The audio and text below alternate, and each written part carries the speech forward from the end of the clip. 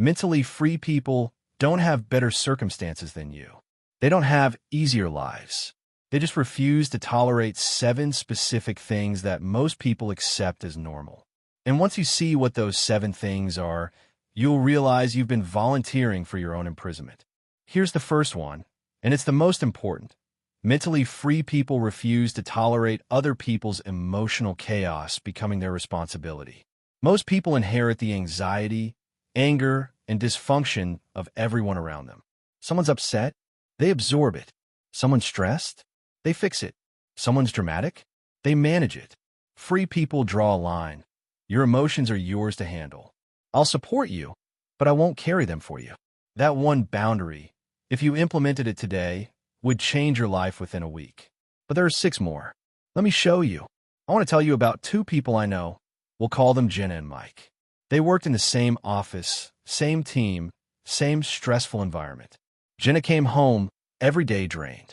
She'd replay conversations, worry about what her boss thought, lose sleep over a coworker's passive-aggressive comment. She felt responsible for keeping the peace, managing everyone's feelings, making sure no one was upset with her.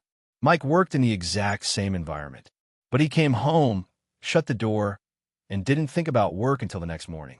Not because he didn't care, because he refused to let other people's dysfunction occupy mental real estate. He didn't give them permission to rent.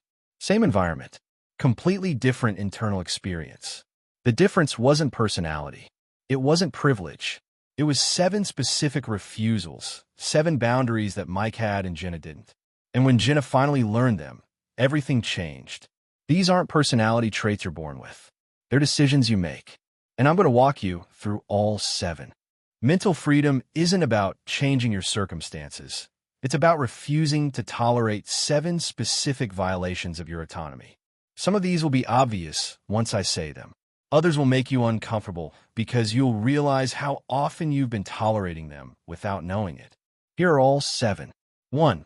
Other people's emotional chaos. 2.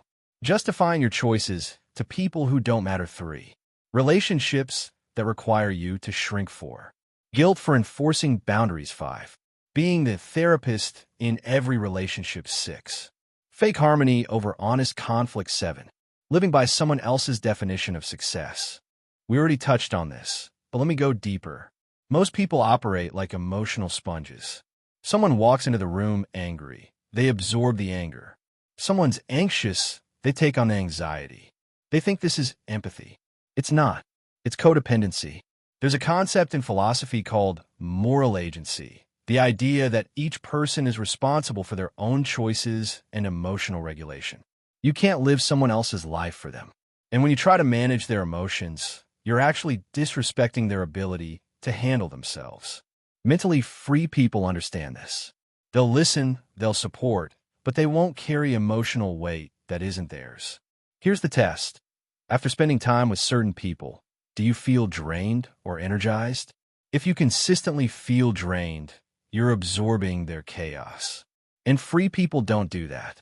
Next time someone dumps their stress on you, try this. Listen without trying to fix it. Don't offer solutions unless asked. Don't take responsibility for making them feel better. Just be present, but don't absorb it. Watch how different that feels.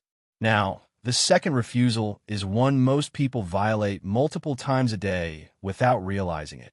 Mentally free people don't explain themselves to people whose opinions don't affect their life. Think about how much energy you spend justifying your choices, why you're single, why you change jobs, why you don't drink, why you left the party early, why you're pursuing this goal instead of that one. To who? People who aren't paying your bills, aren't living your consequences, and won't be there when things go wrong.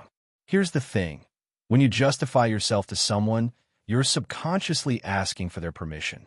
You're treating them as an authority over your life.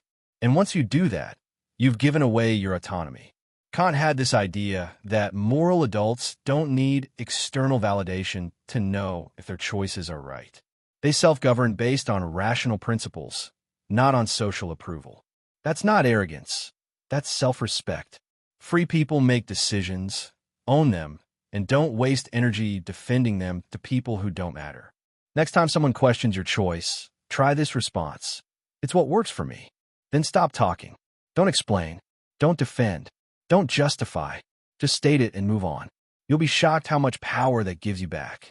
The third refusal is the one that destroys the most relationships, but it's also the most necessary. Mentally free people refuse to stay in relationships, romantic, family, or friendship, where they have to make themselves smaller to be accepted. You know what this looks like? You stop sharing your wins because it makes them uncomfortable. You downplay your ambitions because they feel threatened. You hide parts of your personality because they don't approve. Most people tolerate this for years.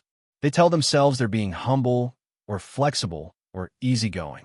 But what they're actually doing is betraying themselves to keep someone else comfortable. There's a reason some people feel bigger around certain friends and smaller around others. The people who make you feel small aren't doing it by accident. They need you small so they can feel big. Free people recognize this pattern and walk away. Not out of anger, out of self-preservation. Kant believed that every person has inherent dignity that can't be compromised. When you shrink yourself to maintain a relationship, you're violating your own dignity. And no relationship is worth that. Not one. Ask yourself, are there people in your life around whom you perform instead of just exist? People you edit yourself for? Those relationships are costing you your freedom. And free people don't pay that price.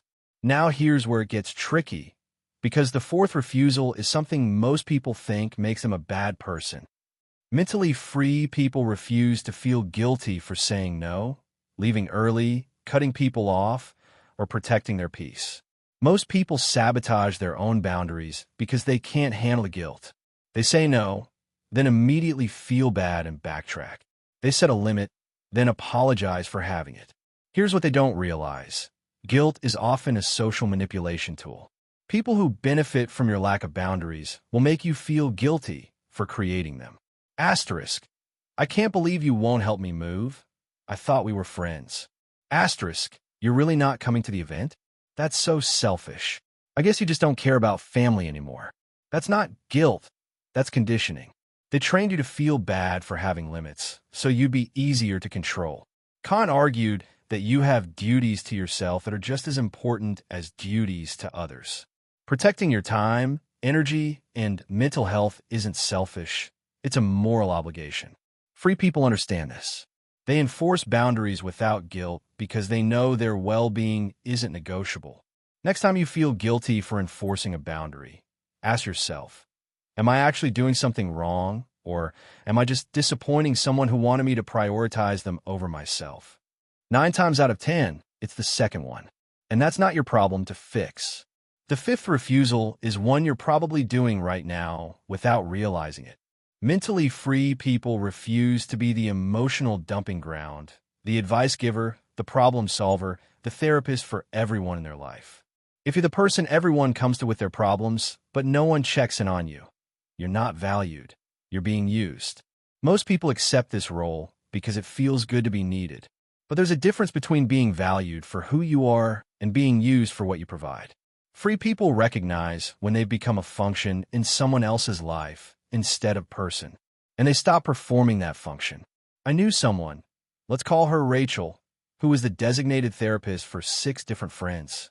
Every crisis, every breakup, every drama, they called Rachel. But when Rachel went through her own breakdown, guess how many of them showed up? 0. Because the relationship wasn't mutual, it was transactional. They needed her labor, not her presence. Kant's categorical imperative says, never treat people merely as means to an end. That applies to you too. If someone only contacts you when they need something, they're treating you as a tool, not a person. And free people don't tolerate that.